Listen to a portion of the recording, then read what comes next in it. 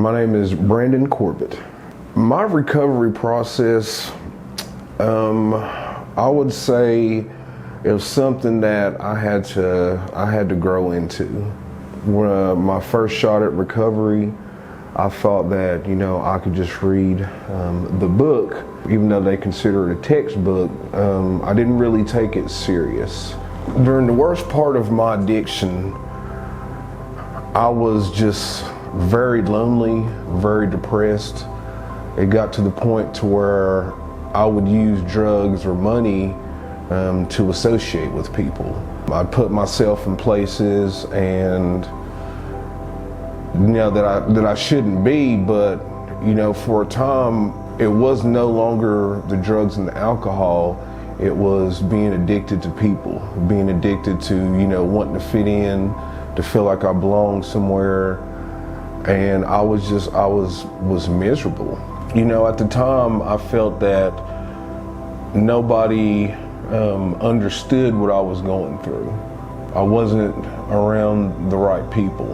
My family, they've never had personal struggles with addiction, other than my father. He was an alcoholic.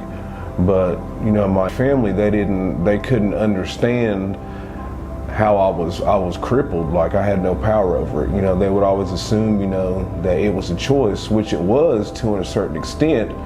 But when I lost the power to choose or to say yes or no, it was just hard for them to understand, and I just kind of threw my hands up with it.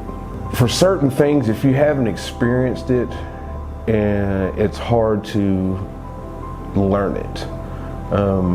Recovery is a hands-on program. Recovery is getting a doctorate for the rest of your life. Like this college never ends, and the only graduation is leaving this earth clean and sober. Recovery, it's brought me and my daughter a lot closer, and the main reason is because I am dependable.